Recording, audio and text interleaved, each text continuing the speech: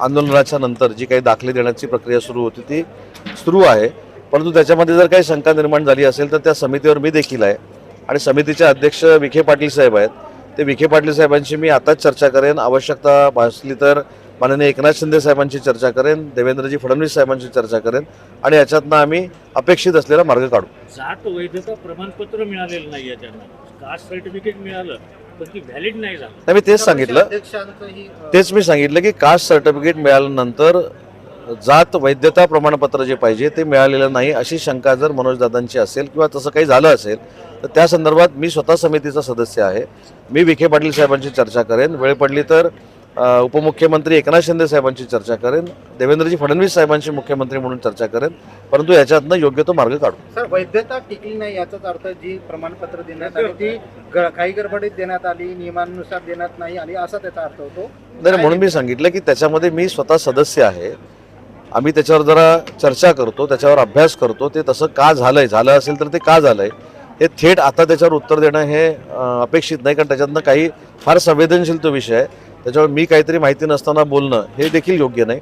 मी या सगळ्या प्रकरणाची चौकशी करतो, त्याच्यातनं माहिती घेतो, विखे पाटील साहेबांशी बोलतो आणि मुख्यमंत्री आणि उपमुख्यमंत्र्यांशी देखील बोलतो. तर नाशिकच्या एकूण उत्पन्नामध्ये MIDCचा वाटा 43% आहे, तर इथल्या उद्योजकांनी असं सांगितलं आहे की मागच्या कित्येक काळापासून आम्ही चांगल्या रस्त्यांची मागणी करतोय, मुंबई नाशिक खराब रस्ता, नाशिक इंटरनल खराब, MIDC खराब, तर आम्ही गुजरातमध्ये स्थलांतरित व्हावं का? ते असं कोणी सांगितलं? उद्योजक संघटनेने सांगितले. नाशिकमध्ये अनेक उद्योजक संघटना आहेत, मोठमोठ्या उद्योजक संघटना आहेत. नाशिक मुंबई रस्ता हा MIDCशी माझा संबंधित येत नाही, पण नाशिकच्या उद्योजकांना जे जे आवश्यक इन्फ्रास्ट्रक्चर पाहिजे होतं ते प्रामाणिकपणानं देण्याचा माझ्यासारख्या कार्यकर्त्यांनी प्रयत्न केलेला आहे. अनेक ॲक्विएशनचे प्रोजेक्ट त्या ठिकाणी सुरू आहेत.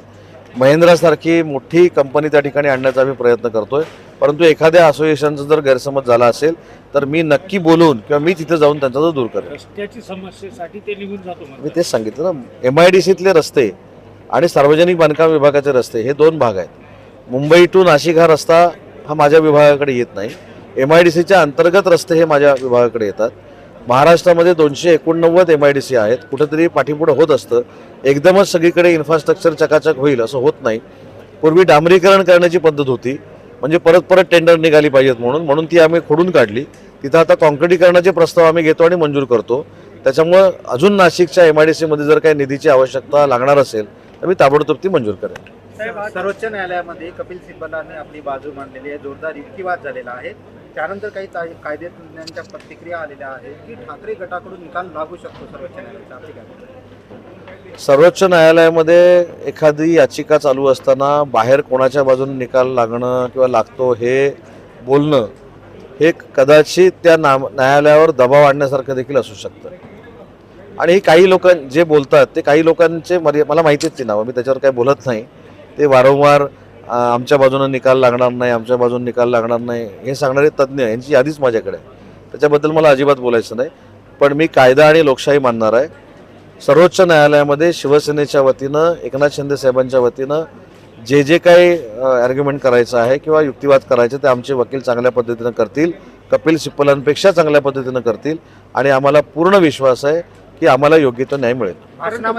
परंतु काही जण तुमच्या बाजूने बोलतात की तुमच्याकडून निकाल लागेल, मग तो न्यायालयावरती दबाव नाही. मी काय म्हटलं, निकाल मी बोललो का? मी या राज्याचा उद्योगमंत्री आहे, मी सांगितलं की योग्य तो न्याय मिळेल. कुणी काय बोलावं मी काय, कारण त्याच्यातले काही जे आहेत 3-4 लोक हे तुम्हाला पण माहिती आहे, मला पण माहिती आहे. त्याच्यामुळे मला काही पुण्याचे आहेत, काही मुंबईचे आहेत. नाही, मित्र आहेतच ना, मी नाही कुठं म्हटलं, मी मैत्री नाकारतच नाही, पण त्यांचा राजकीय विचार कदाचित वेगळा असेल आणि माझा राजकीय विचार वेगळा आहे. परंतु ते माझी मैत्री मी कधीच कोणाबद्दलची नाकारली नाही, परंतु आमचे विचार वेगवेगळे असल्यामुळं ते त्यांच्या पद्धतीने विचार मांडतात, मी माझ्या पद्धतीने विचार मांडतो. आपण भाषणात म्हणाला होता ते वाक्याचा खुलासा पत्रकार परिषदेत करतो, नेमका कोणाला टोमणार? मी 2 मिनिटात सगळेच खुलासे करतो. आज नांदेडमध्ये अजून जे आपल्याला अपेक्षित असलेले मी जे निर्णय घेतले ते मुद्दा मी आपल्याला सांगतो. नांदेडमधल्या उद्योजकांची एक मागणी होती की अग्निशमन शुल्क जे वाढलेलं आहे ते पूर्ववत करावं, ते आम्ही पूर्ववत केलेलं आहे. नांदेड जिल्ह्यामध्ये ग्रामपंचायतीकडनं आणि MIDCकडनं डबल टॅक्स घेतला जात होता, तो आता एकच टॅक्स घेतला जाईल.